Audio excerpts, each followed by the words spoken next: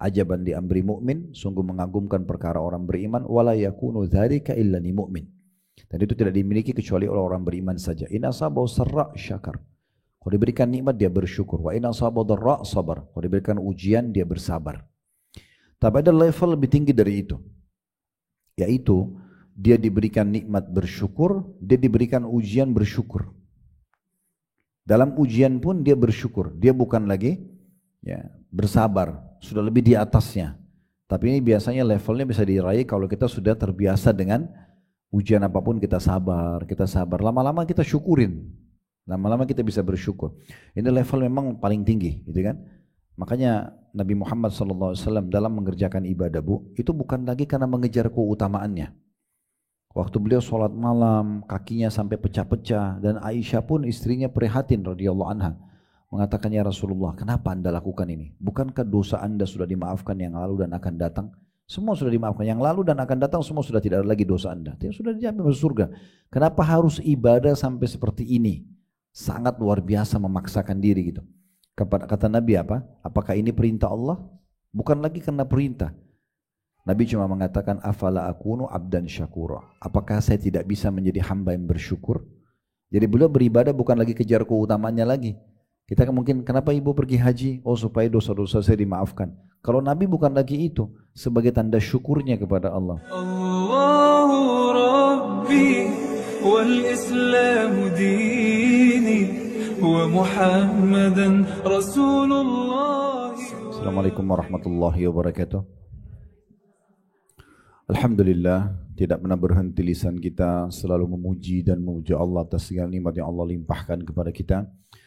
Terutama Allah masih memberikan kita nikmat Islam dan iman yang dengannya kita jadi mengenal siapa pencipta alam semesta ini, dan akhirnya kita tunduk dan patuh kepada syariatnya. Kita tidak makan, minum, bahkan mencari pendapatan dan berpakaian, serta juga melaksanakan atau melakukan hubungan biologis kecuali yang telah ia halalkan atau Allah SWT halalkan. Dan kita selalu menjauhi yang diharamkan. Dan tentu ini akan membawa kepada kebahagiaan karena di dunia kita punya panduan hidup. Dan juga nanti di akhirat kita akan selamat dan masuk ke dalam surga. Maka ini sebuah nikmat yang harusnya kita syukuri dan kita jaga. Selanjutnya kita panjatkan salam hormat kita kepada utusan Allah Nabi besar Muhammad sallallahu alaihi wa alihi wa sahbihi wasallam, sebagaimana Allah telah perintahkan kita untuk mengucapkan salam hormat tersebut. Kita akan melanjutkan bedah buku kita keutamaan dan buah dari sabar yang ditulis oleh Khalid bin Muhammad Al-Ansari, disertai dengan faktor-faktor pendorong dan perusaknya dan contoh figur para pesabar. Sudah kita bahas ibu-ibu sekalian dalil-dalil atau dimulai dari definisi sabar. Kemudian kita sudah panjang lebar menjelaskan bagaimana ayat-ayat Al-Quran yang membahas tentang masalah ujian dan juga bagaimana harusnya solusinya hanya satu, yaitu sabar. Juga sudah kita jelaskan pada pertemuan yang lalu adalah hadis-hadis Nabi SAW berhubungan dengan masalah sabar. Bagi yang pegang bukunya tentunya itu dimulai dari halaman 7 tentang definisi sabar. Dan kalau saya simpulkan, sabar itu adalah menerima takdir Allah dan ikhtiar mencari jalan keluar, Bu ya. Jadi kalau misalnya kita bangun tidur sakit, maka sabar solusinya, tidak ada yang lainnya. Artinya kita terima dulu itu adalah keputusan Allah, Allah sedang menguji saya, lalu kemudian ikhtiar mencari jalan keluar. Misalnya dengan minum obat, minum teh hangat, itu sabar. Jadi bukan sabar tuh duduk manis lalu mengelus dada, ya udahlah terima aja begini, tanpa ada ikhtiar.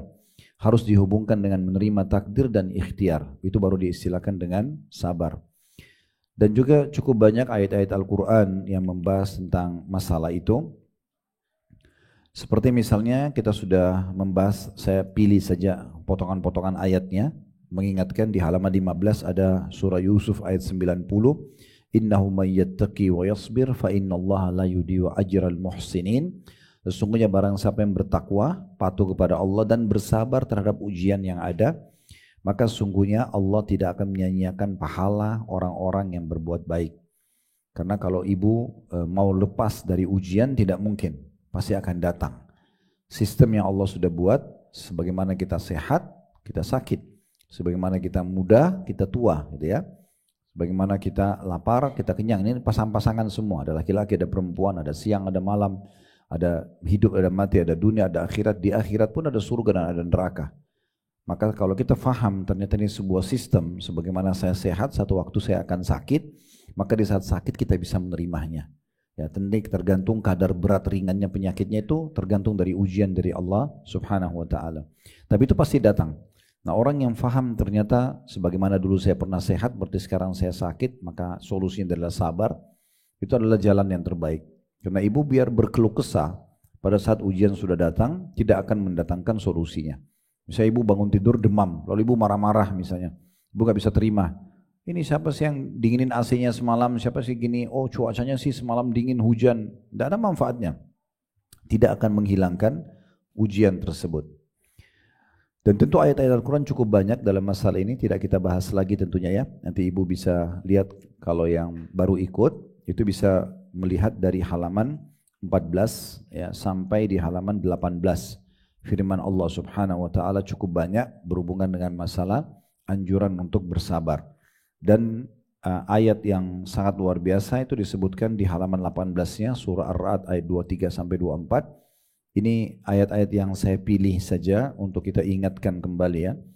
Yaitu orang-orang nanti kalau masuk ke dalam surga di akhirat, justru malaikat akan menyambut mereka dan mengatakan inilah balasan dari kesabaran kalian. Wal malaikatu yadkhuluna alaihim min kulli bab salamun alaikum bima sabartum fa ni'ma uqbad. Dan para malaikat akan masuk ke tempat-tempat istana-istana mereka di surga seraya mengatakan selamat atas kalian karena kesabaran kalian, maka alangkah baiknya tempat kesudahan itu. Dan sabar kembali saya ingatkan dalam 3 hal Bu ya.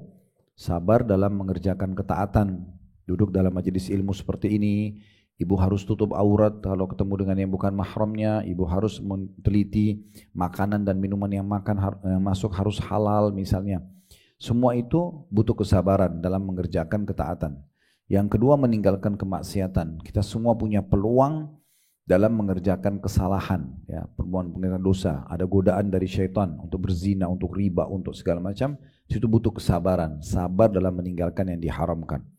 Yang ketiga baru sabar dalam ujian harian, kayak sakit, gangguan orang. Nah, ini semua 3 tingkatan sabar yang harus kita jalani. Kemudian juga sudah kita jelaskan sabar dalam sunnah Nabi SAW. Ya, bagaimana banyak sekali hadits-hadits Nabi SAW yang mulia, diantaranya di halaman 20 kata Nabi SAW, "Man yatasabbar yusabbirhullah wa ma utiya ahadun ata'an khairan wa awsa'a minas sabr." Dan siapa yang memaksa diri bersabar dalam setiap ujian yang datang, niscaya Allah akan membuatnya bersabar, dan tidaklah seseorang dianugerahi sesuatu yang lebih baik dan lebih lapang daripada sikap sabar itu sendiri.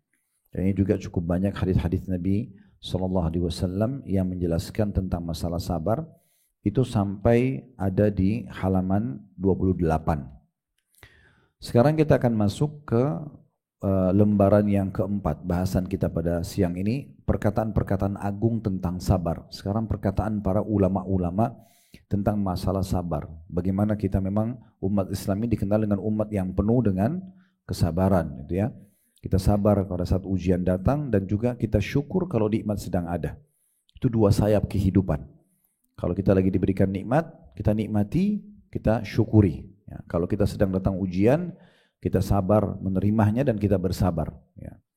Dan Umar bin Khattab pernah mengatakan, saya sudah pernah bilang ya, saya ingatkan kembali, orang kalau sedang ditimpa ujian, maka cuma 2 keadaan, dia bisa terima atau dia nggak bisa terima. Kalau orang yang bisa terima dengan bersabar, maka dia akan mendapatkan banyak sekali manfaat. Karena dia akan mendapatkan pahala, menerima ujian dari Allah, dia mudah melaluinya dan juga akan mendapatkan jalan keluarnya. Tapi kalau orang tidak bisa menerima, ini golongan yang kedua, maka dia berdosa karena seakan-akan menantang takdir Allah yang sedang datang sebagai ujian untuk dia. Kemudian juga dia sulit untuk melaluinya karena dia merasa ini beban, ya. Kemudian juga tidak akan menemukan jalan keluarnya. Jadi memang solusinya adalah sabar. Setiap ujian solusinya sabar, ya.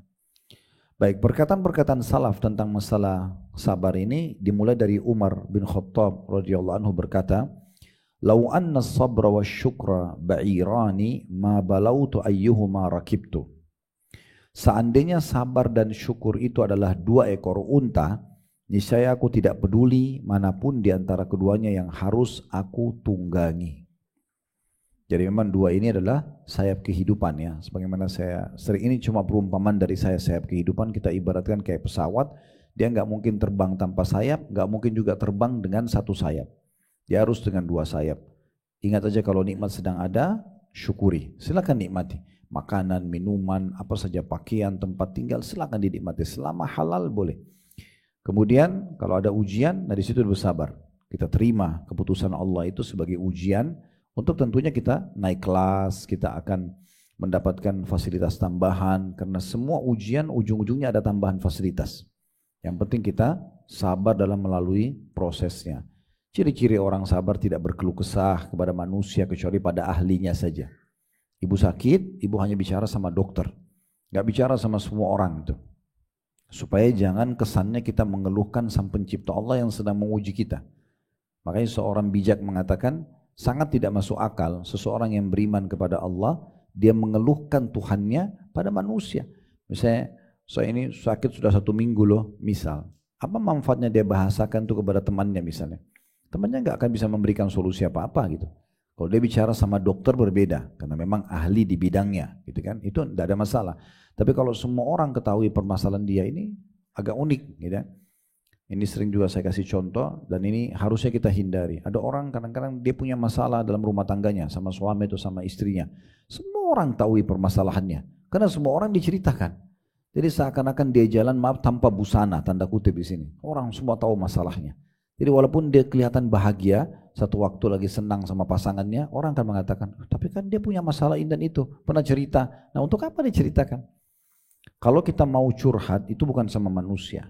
Konsultasi iya, hanya sama ahlinya. Penyakit sama dokter, masalah agama sama ustadz atau ustazahnya gitu kan. Kalau curhat itu hanya kepada Allah subhanahu wa ta'ala, tidak ada yang lain. Ibu punya masalah apapun, ibu wudu, ibu niat sholat taubat, di musajadah itulah, ya, dengan mukenah itulah, di sujud itulah ibu tuangkan. Ya Allah, sebagaimana engkau ujikan hambamu penyakit ini, angkatlah karena hanya engkau yang menyembuhkan penyakit.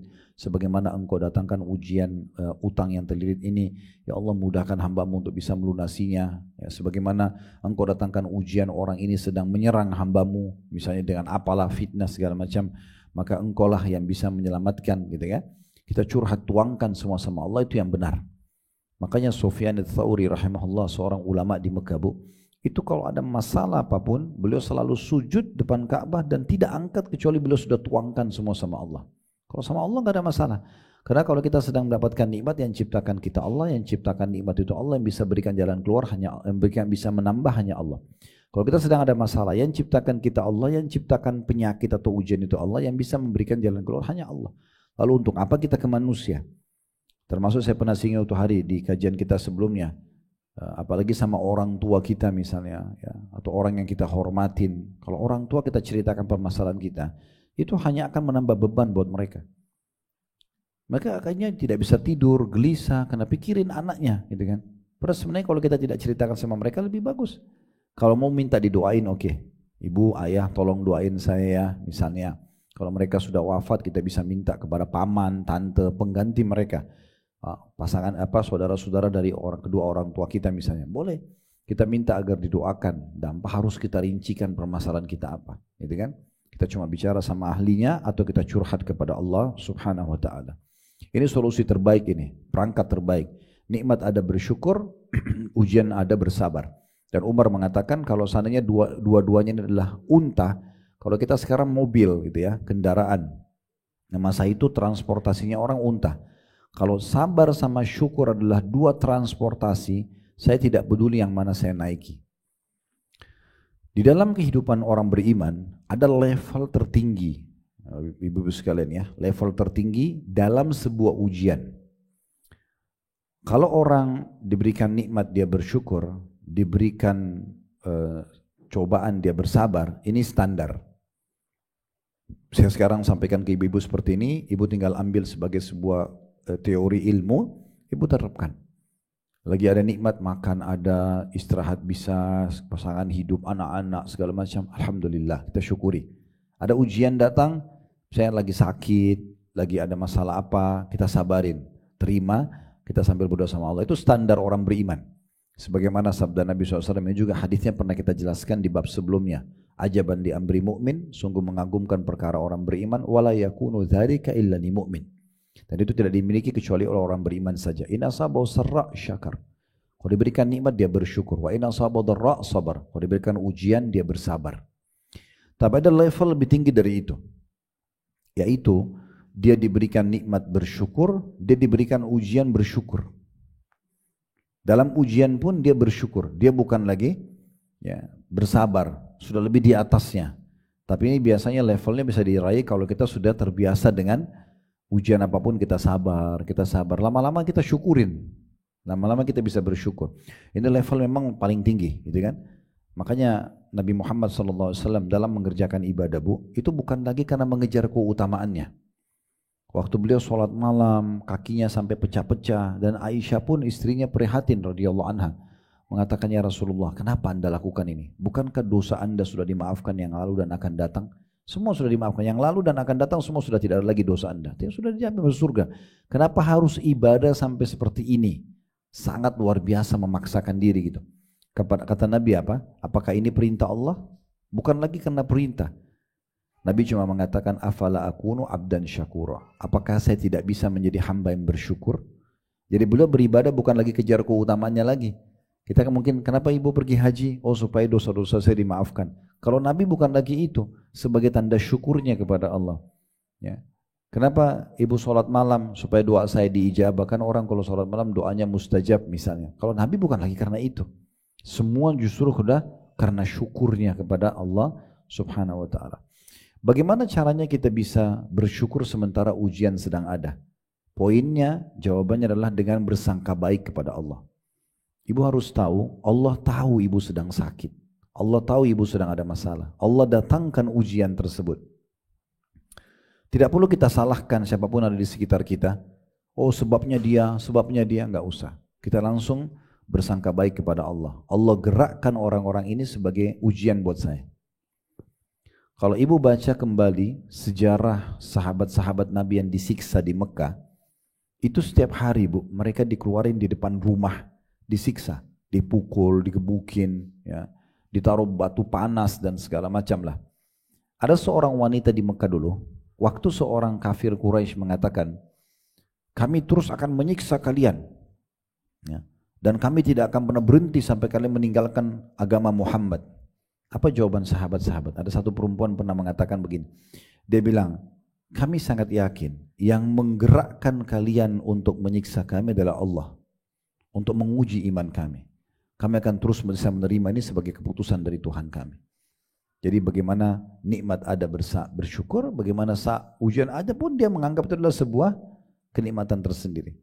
Kalau ibu bilang, tapi kan berat Ustaz, gimana caranya ujian datang kita bersyukur? Coba berpikir positif ya. Ada ulama kasih gambaran, ada beberapa derajat di surga. Tidak bisa diraih ibu, kecuali ibu sholat malam 100 tahun. Ibu sedekah 100 tahun. Ibu bakti sama orang tua 100 tahun. Sementara umur kita misalnya Allah kasih 80 saja. Udah meninggal misal. Tapi Allah mau kita sampai ke derajat itu. Bagaimana? Allah datangkan ujian. Ujian itu nanti meringkas kita 20 tahun bisa sampai ke sana. Mungkin dengan sakit ya akhirnya rutin harus minum obat gitu ya. Sehingga penyakit itu memang harus dinetralkan dengan obat, misalnya contoh ya. Seperti ada orang kena diabetes atau kena apa. Itu semua ujian, tidak ada yang sia-sia dalam agama. Semua yang datang sebagai ujian itu peninggian derajat, pembersihan dosa-dosa. Semuanya itu. Dalam hadis yang lain, kalau orang-orang yang sedikit ujiannya di dunia melihat bagaimana besarnya balasan untuk orang-orang yang banyak ujiannya di dunia. Nanti di akhirat kita dibangkitkan di mahsyar, orang-orang yang sedikit ujiannya di dunia akan lihat orang yang banyak ujiannya. Karena banyaknya pahala yang didapatkan oleh orang yang diuji di dunia yang banyak ini, dan nanti akan membawa derajat mereka tinggi di surga, maka yang sedikit ujiannya berharap di saat itu dikembalikan ke dunia untuk diberikan ujian dengan digunting-gunting kulit badan mereka. Supaya mereka juga dapat pahala seperti yang dikasih kepada orang-orang tersebut. Jadi kalau cuma sekedar sakit flu, demam, gangguan orang, apalagi semua orang diuji begitu Bu ya. Siapa di sini, sering saya tanya itu di pengajian kita kan, siapa di antara kita belum pernah flu, belum pernah demam, belum pernah sakit gigi, belum pernah sakit kepala, belum pernah keselio, belum pernah digosipin orang, misalnya. Atau siapa di antara kita yang orang utang semuanya bayar? Semua orang diuji begitu. Siapa di antara kita seumur hidup belum pernah ditipu? Ada nggak? Coba. Mana tangannya angkat, saya kasih mikrofon, saya pinjamin, ibu cerita tolong pengalamannya. Saya hidup 50 tahun Ustaz, tidak pernah ditipu. Misal. Atau saya tidak pernah diganggu orang. Sehebat apapun ibu jaga prestasinya, mungkin tutur katanya santun, tatapan mata ibu syahdu, ibu selalu ramah sama orang, ada saja orang yang musuhi ibu. Hidup kita begitu. Kalau Rasulullah SAW saja manusia terbaik, akhlaknya paling sempurna, ada saja orang yang musuhin, apalagi kita. Yang penting kita sedang tidak salah, sabar aja. Pasti akan ada titik jalan keluarnya nanti. Di ujungnya nanti kita Allah akan berikan kemenangan, orang itu akan diberikan hukumannya. Gitu ya. Kemudian beliau juga berkata, masih di perkataan yang pertama, Umar berkata, wajadna khaira aishina bis sabr. Kami mendapatkan kebaikan hidup kami justru dengan bersabar. Ya, karena kalau syukur, semua orang bisa bersyukur di saat ada nikmat. Tapi kalau ujian datang dia bersabar, ini luar biasa gitu. Apalagi kalau level lebih tinggi tadi, ujian datang alhamdulillah. Ya. Saya pernah kasih contoh itu supaya mudah difaham kalau masih ingat ya. Kadang-kadang kalau kita ditanya mau lapar gak? Mungkin kita bilang gak mau. Mau haus gak? Gak mau. Mau capek gak? Gak mau. Tapi kita lupa. Yang kita anggap sebagai ujian ini sebenarnya adalah batu loncatan untuk menikmati nikmat lebih jauh. Karena dengan capek, dengan lapar kita jadi lahap makan. Ya. Dengan haus kita jadi enak minum. Dengan capek kita jadi enak tidur kan gitu. Jadi semua itu adalah nikmat yang bisa disyukuri walaupun ujian dalam mata sebagian orang. Atau di pandangan sebagian orang gitu ya. Kita kalau lapar mungkin cuma nasi sama tempe sama sambal aja lahap sekali makannya gitu kan. Tapi kalau lagi kenyang, udah makan tadi, terus ditawarin lagi makan seenak apapun, mungkin makanan terenak dunia kita anggap biasa aja. Contohnya, kita kalau haus, mau minum apa Bu? Pesan air dingin khusus gitu pesan. Karena nikmatnya dan kita minum itu dengan sangat menikmati untuk menghilangkan dahaga kita. Kalau dari pagi, kita tidur terus sampai malam. Terus malam disuruh tidur lagi. Saya yakin kita tidak akan tidur. Tapi kalau dari pagi kita aktivitas sampai maghrib, capek banget. Malam tidur walaupun cuma 2 jam, 3 jam, enak sekali. Berarti kan semua itu bisa dijadikan sebagai bahan syukur kepada Allah Subhanahu wa ta'ala. Yang kedua statement Ali radhiyallahu anhu, beliau berkata, as-sabru matiyatun la takbu wal qana'atu sayfun la yambu. Sabar adalah kendaraan yang tidak akan pernah terpeleset. Jadi kalau sabar tidak akan pernah salah, pasti benar. Dan sikap qana'ah, merasa cukup, adalah pedang yang tidak akan pernah meleset. Nah ini kata-kata hikmah disampaikan oleh sahabat Nabi Ali radhiyallahu anhu. Potongan pertama ini jadi saksi bahasan kita, sabar adalah kendaraan yang tidak akan pernah terpeleset. Karena kalau misalnya ada yang ganggu ibu nih, lalu ibu sabar, ibu terima aja itu ya, dia akan kehabisan bahan. Orang kalau targetnya menyerang kita, dia targetnya itu inginnya ibu respon. Jadi supaya makin panas suasana. Tapi kalau ibu acuin aja, udahlah itu orang ngomong gini, ibu saya sabar aja. Ibu sabarin gitu kan. Ibu insya Allah ada pahalanya sendiri. Allah akan kasih. Nanti orang itu kehabisan bahan itu. Saya kadang-kadang kalau ingatkan di kajian bapak-bapak gitu kan. Bagaimana menghadapi kalau orang memang jengkel sama kita atau dia hasad atau dia apalah. Saya bilang sabar saja. Untuk apa ditanggapin?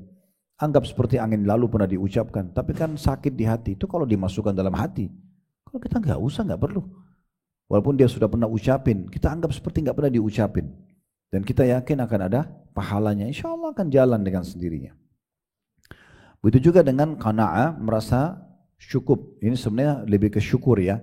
Apa yang Allah sudah kasih kita syukuri. Dan Allah sudah berjanji dalam surah Ibrahim, la in syakartum la azidannakum. Kalau kalian bersyukur, merasa cukup, maka saya akan tambah. Nah ini yang dimaksud dengan qana'ah.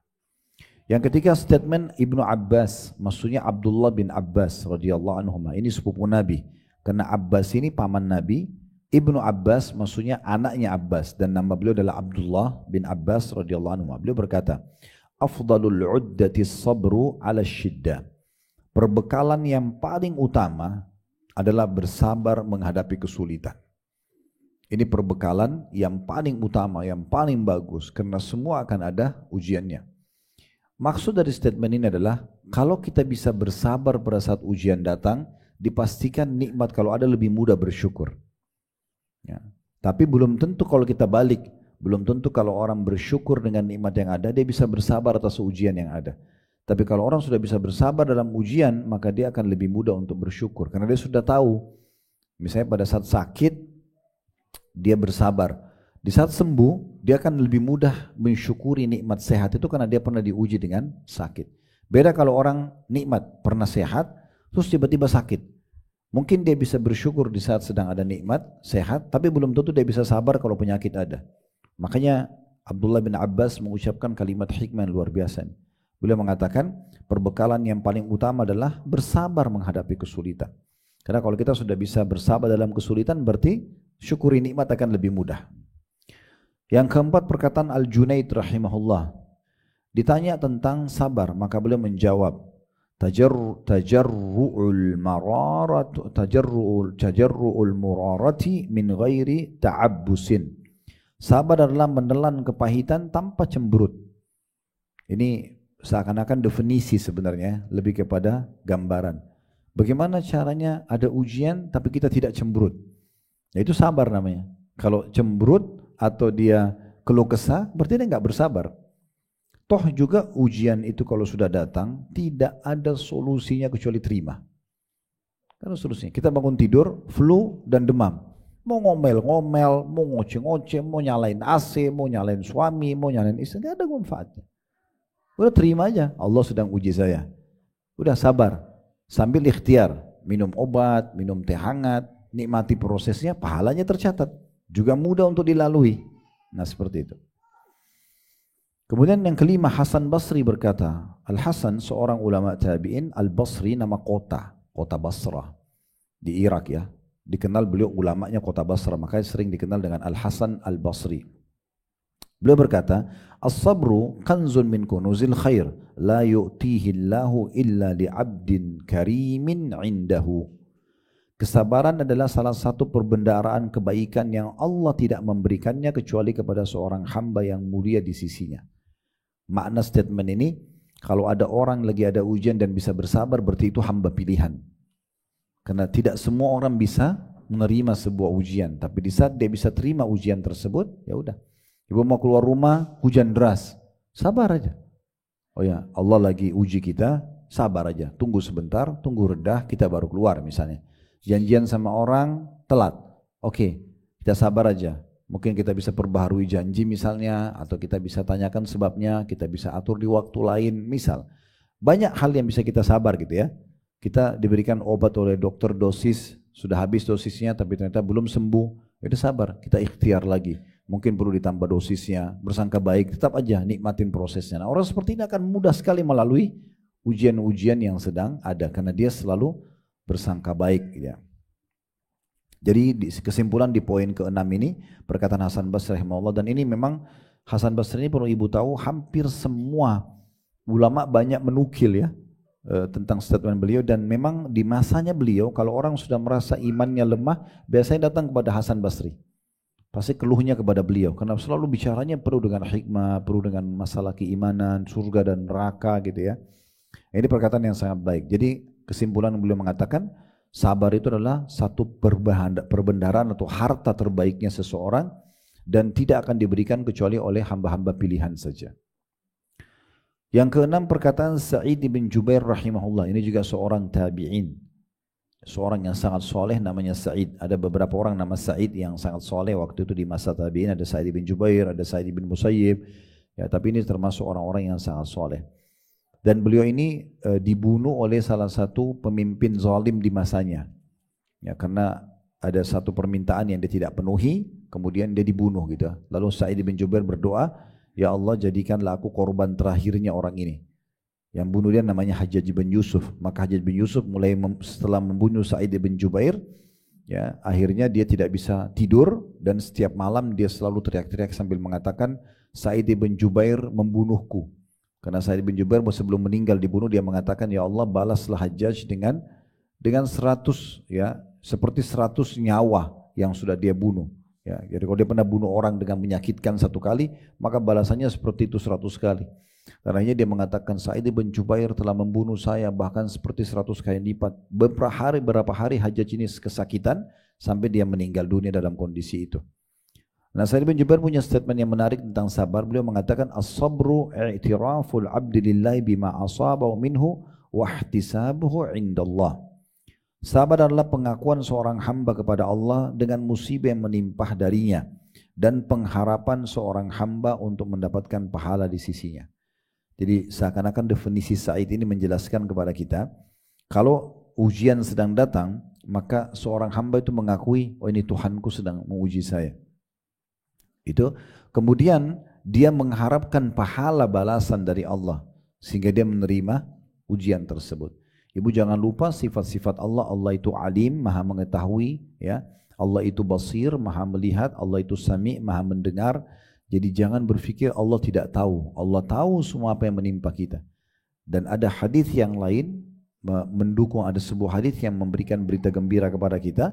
Kata Nabi SAW, Allah tidak akan menguji hamba di atas kapasitasnya. Jadi kalau ujian itu sedang datang, Bu, sebenarnya Allah tahu ibu mampu lalui. Tinggal kita coba ikhtiar mencari solusinya sambil menikmati prosesnya gitu. Kemudian yang ketujuh perkataan Maimun ibn Mihran rahimahullah. Ini juga seorang yang saleh di masanya ya. Dia juga berkata tentang sabar. Mana la abdun syai'an min jismil khairi min nabiyyin aw ghairi illa bis sabri. Tidaklah seorang hamba meraih sesuatu dari jasmani kebaikan, baik dari seorang nabi atau selainnya melainkan dengan kesabaran. Artinya kalau seseorang sudah bisa mendapatkan sabar dalam hidupnya, ada ujian dari hal yang kecil sampai yang besar, dia bisa menerimanya sambil tetap dia ikhtiar mencari jalan keluar, tanpa menyalahkan apapun yang ada di sekitarnya, terus sangka baik dengan Tuhannya, maka itu adalah warisan terbaik yang didapatkan dari seorang mukmin dari para nabi-nabi. Karena Nabi Muhammad SAW sendiri bersabar luar biasa. Ini pernah kita jelaskan ya, kondisi beliau. Tidak ada orang yang lebih sabar daripada Nabi Muhammad SAW. Di masa hidup beliau istrinya meninggal, beliau punya 7 orang anak, 6 orang anaknya meninggal di masa hidup beliau. Ya, 3 laki-laki dan 3 perempuan meninggal semua di masa hidup beliau. Tinggal 1 yang masih hidup, itu Fatimah, meninggal setahun setelah Nabi SAW meninggal. Ya. Tapi Al-Qasim, Abdullah, Ibrahim, 3 anak laki-laki meninggal semua. Kemudian ada Ummu Kalthum, Ruqayyah dan Zainab meninggal juga di masa hidup beliau. Di fase Mekah beliau terkenal orang yang sangat jujur dan terpercaya. Tapi orang-orang Mekah setelah beliau dinobatkan jadi nabi dengan kondisi jalur nasabnya sangat mulia, beliau termasuk tokoh yang terkenal di Mekah dengan kejujuran dan amanahnya, seorang pengusaha yang berhasil, jalur nasabnya terkenal. Tapi begitu jadi nabi dihina-hina, penyihir, penyamun, pembohong. Tapi beliau bersabar melaluinya, gitu kan, sampai waktu beliau sudah 10 tahun berdakwah di Mekah, tiap hari ngajak mereka menyembah Allah, nggak boleh menyembah patung-patung, ada 360 patung di sekitar Ka'bah. Tetap saja Nabi SAW ditolak dakwanya. Dan siapapun yang bertanya tentang Nabi Muhammad SAW, kalau ibu hidup di masa itu, di fase Mekah, ibu datang ke Mekah nih, mana itu orang yang namanya Muhammad ngaku Nabi, ibu langsung digebukin di masa itu. Hartanya ibu langsung disita oleh orang-orang Quraisy. Jadi nggak ada orang yang berani bertanya. Betul-betul terisolasi. 10 tahun Nabi berdakwah, ditolak oleh keluarganya sendiri, dan yang paling keras menolak Abu Lahab. Itu pamannya Nabi, paman kandungnya. Dan anak Abu Lahab laki-laki menikah dengan anak perempuannya Nabi.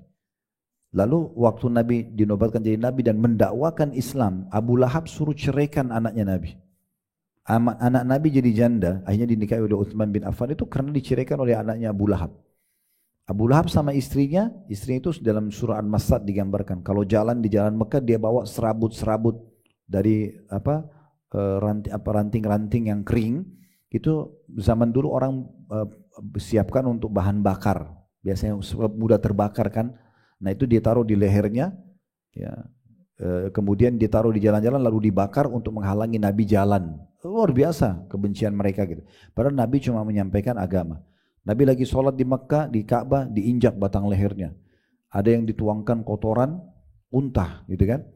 Sampai mereka pernah mau bunuh Nabi, Abu Bakar datang, Abu Bakar membela Nabi lah sambil mengatakan, apakah kalian mau membunuh seseorang hanya mengatakan Tuhanku Allah? Setelah 10 tahun berdakwah, beliau cari lokasi mana nih selain Mekah. Pergi ke Taif. Taif kalau sekarang aja naik kendaraan 1 jam. Zaman itu Nabi jalan kaki. Sampai ke sana, tiba di sana ditolak dakwanya. Tidak sampai ditolak saja. Pemimpin-pemimpin yang berkuasa di Taif mengatakan pada kaumnya, masyarakat Taif, setiap kali Muhammad angkat kaki, lempar. Yang diturunkan, dilempar juga. Jadi Nabi kaki lagi angkat kaki kanan, itu dilempari sama batu. Dan begitu turun, kaki kirinya dilempar dengan batu juga. Jadi yang naik sama yang di bawah ini dua-duanya dilemparin batu, sampai berdarah-darah. Lalu diusir Nabi SAW dari kota Taif, ditutup pintu gerbang. Bagaimana perasaan beliau pada saat itu ya? Kadang-kadang kalau saya renungin, kalau hanya sekedar orang jelek-jelekin dakwah, orang jelek-jelekin potongan ceramah, itu kecil sekali dibandingkan dengan bagaimana pengorbanan Nabi Muhammad SAW. Lalu beliau duduk di bawah sebuah pohon, ibu bisa bayangkan bagaimana sabarnya beliau dalam berdakwah. Kedatangan, langsung beliau berdoa begini, mengatakan, ya Allah, kemanakah engkau akan arahkan masa depanku? Ke musuh yang tidak jelas, gitu kan? Karena orang Quraisy musuh, mereka bisa membunuh, bisa juga membebaskan gitu. Atau ke masa depan yang belum pasti. Tapi kalau engkau tidak peduli ya, kalau engkau tidak marah ya Allah, aku tidak peduli, aku akan tetap berdakwah. Waktu itu Allah datangkan Jibril alaihissalam bersama dengan malaikat khusus yang mengurus semua gunung di muka bumi. Sambil Jibril mengatakan, hai Muhammad, Tuhanmu telah mendengar apa yang kau sampaikan dan diizinkan kamu untuk berbicara dengan malaikat penjaga gunung ini. Ini ada bersamaku sekarang yang urus semua gunung di muka bumi dia. Perintahkan saja.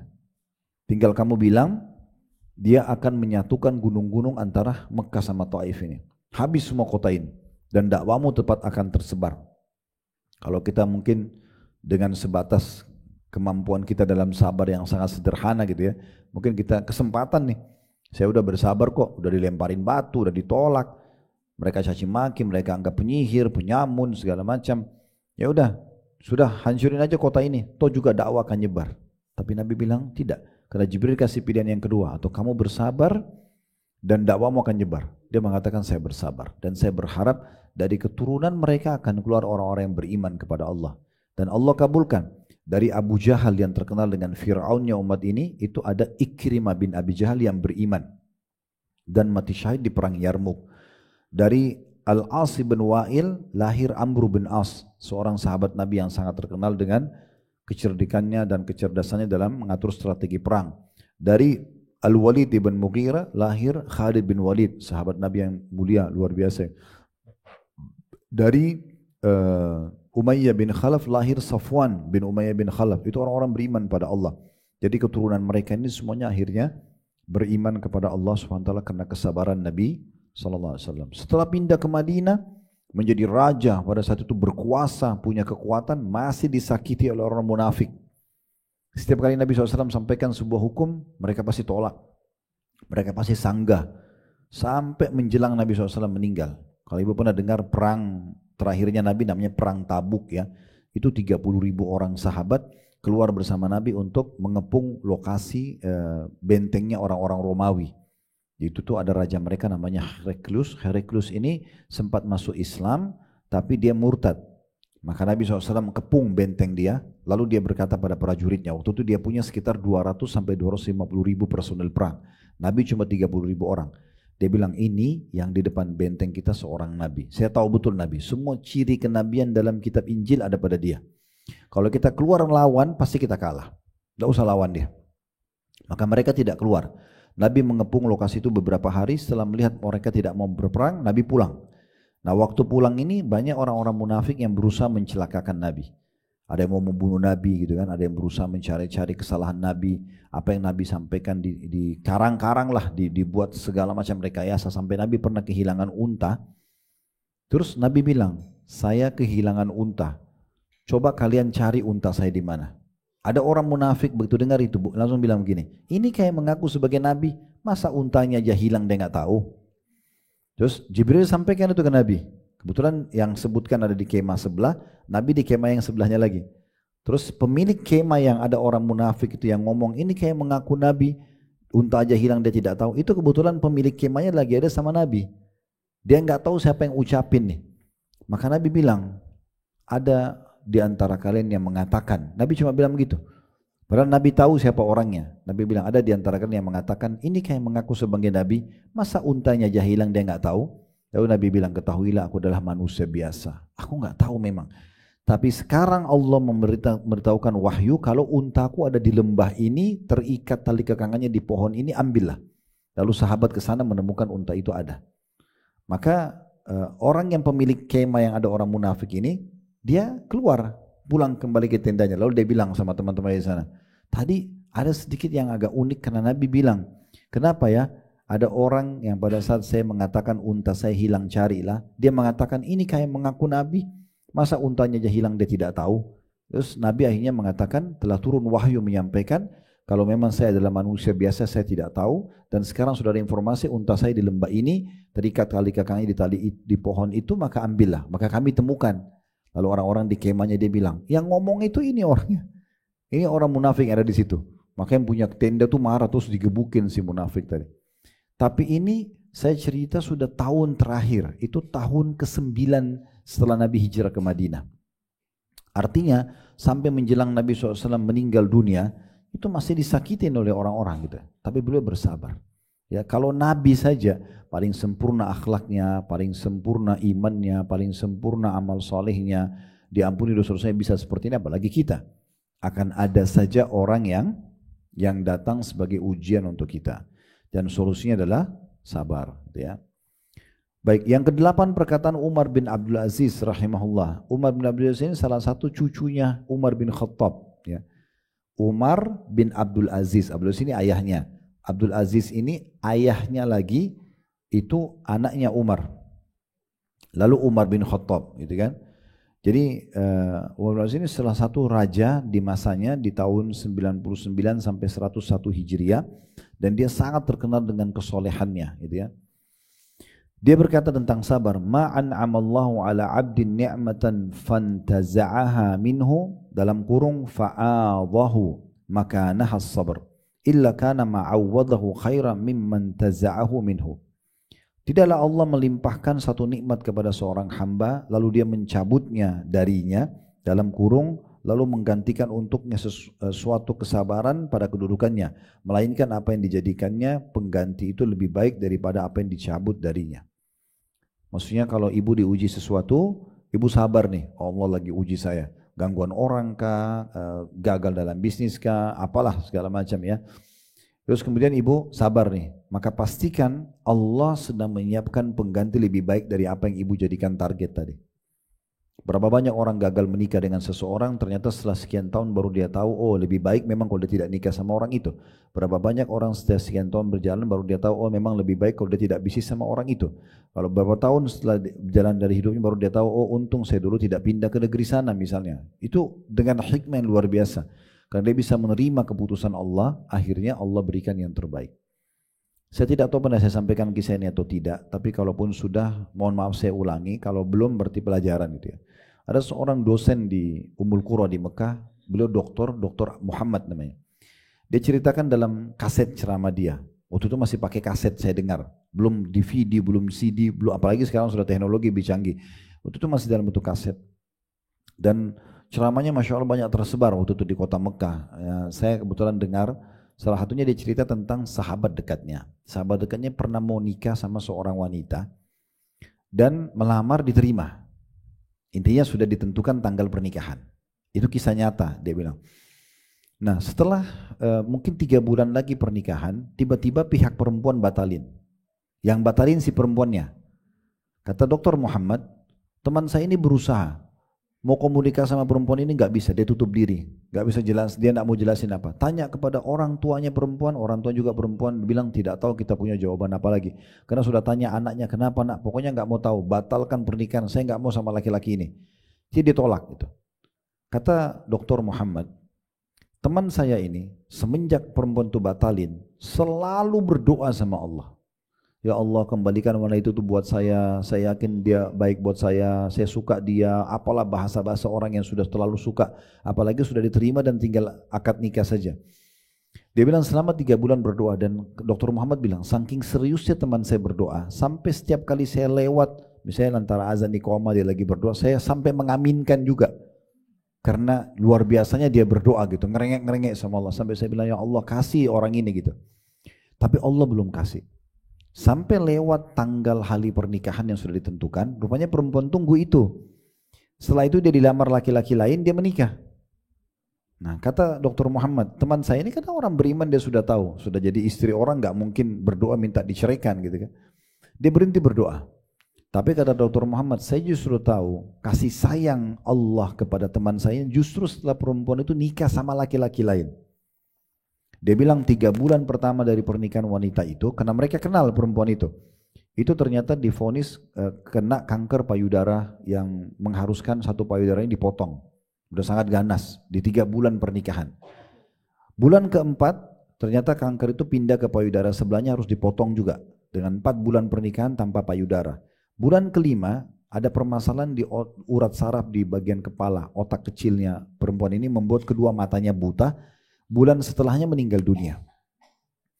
Kata Dr. Muhammad, saya benar-benar tahu bagaimana sayangnya Allah kepada sahabat saya ini. Kalau dia yang diizinkan nikah, maka mungkin dia cuma jadi perawatnya wanita itu. Dan akan lebih menyakitkan bagi dia karena sudah terjadi interaksi suami istri. Tapi Allah selamatkan dengan caranya. Dan ini cerita ini bisa ibu tarik dalam banyak lini kehidupan kita. Terlalu banyak hal-hal yang Allah selamatkan asal kita bisa menerima dan kita sabar. Oh mungkin ini yang lebih baik Allah kasih saya. Saya nggak jadi pindah ke Amerika, saya nggak jadi buka usaha ini, saya nggak jadi nikah sama orang itu, anak saya nggak jadi nikah sama si fulan. Selalu sangka baik. Ya udah kita terima aja tuh keputusan Allah sambil kita sabari dan kita ikhtiar lagi. Maka insya Allah akan mudah. Satu juga poin penting. Ini sebagai sedikit kemasan kehidupan kita, Bu ya. Ibu harus tahu ada judul-judul inti dari kehidupan kita. Judul inti itu gini, saya sama semua teman-teman laki-laki itu sama judulnya. Judul kita apa? Laki-laki. Ibu sama semua perempuan di muka bumi ini judulnya sama, perempuan. Beda casing ya. Yang ini lebih tinggi, ini lebih pendek, ini lebih cantik, ini lebih ini putih, itu oke, beda casing. Tapi judulnya sama. Ini jangan kita terpengaruh dengan kemasannya, kita lupa judul intinya. Contoh gini, ada orang, saya kalau tidak nikah sama orang ini saya bisa gila. Padahal sebenarnya yang sedang dia tidak jadi nikah ini laki-laki juga, perempuan juga, judulnya sama. Cuma beda casing sama yang lainnya. Kenapa kita ngurung diri kita, oh saya kalau tidak nikah sama saya bisa gila. Nanti gila benar, padahal biasa aja. Saya kalau tidak makan makanan itu nanti saya tidak kenyang. Atau saya kalau tidak tidur di rumah saya nggak bisa tidur. Ini pemahaman yang keliru ini. Ini pernah saya sampaikan di ceramah. Saya pernah temukan ada satu ibu umroh sama kami, itu dia bawa bantal. Ya, saya sampai tanya, karena saya kebetulan lewat, kadang-kadang saya cek jemaah di pesawat. Ya, saya tanya, Bapak apa kabar Bu, ini apa yang bisa dibantu? Ibu cepat saya lewat ada bantal di pesawat. Ini kenapa ibu bawa bantal? Ustaz saya nggak bisa tidur kecuali pakai bantal ini. La haula wala quwata illa billah. Coba bantal apa saja tidur kan bisa. Tapi dia kurung diri dia di bingkai kehidupan yang dia buat sendiri. Mirip kalau orang bilang, saya kalau tidak minum kopi pagi hari kepala saya pusing. Pusing bener nanti. Ada kopi minum, ada teh minum, ada susu minum aja. Jangan dibebankan hidup gitu ya. Nah kadang-kadang kita ini tidak bisa bersabar karena kita begitu, kita beratkan diri kita sendiri pada hal yang tidak diperlukan. Kalau kita santai aja, ya udah nggak bisa makan ini, ya sudah makan yang lain. Ini semua jenis makanan ini kan kemasannya, ya nggak Bu? Judulnya apa? Makanan, ya kan? Oke lah beda rasa, tapi kan judulnya makanan, mengandung vitamin, mengandung nutrisi, oke lah. Kalau kita mau makan nasi, ayam, sambal, kebetulan tidak ada. Ya ada nasi, tempe sama sambal, makan aja. Nanti aja tuh ayam kan bisa. Kenapa sampai tidak tidur berhari-hari? Biasanya ibu-ibu begitu ya. Kalau pas pengen makan satu restoran terus tidak dapat. Atau mau beli baju, bajunya habis. Jadi bahan cerita sebulan itu. Padahal judulnya pakaian. Masih banyak pakaian lain gitu. Itu salah satu kemasan yang harus kita faham itu ya. Baik, dua statement yang terakhir Bu ya. Statement nomor 9, ini perkataan Syekh Islam Ibnu Taimiyah rahimahullah. Tadi statement nomor 8 tolong diperhatikan, itu penting sekali Bu ya. Jadi tidak ada sesuatu yang Allah datangkan untuk jadi target seseorang kemudian dia tidak dikasih, lalu dia bersabar, kecuali pasti Allah gantikan yang lebih baik.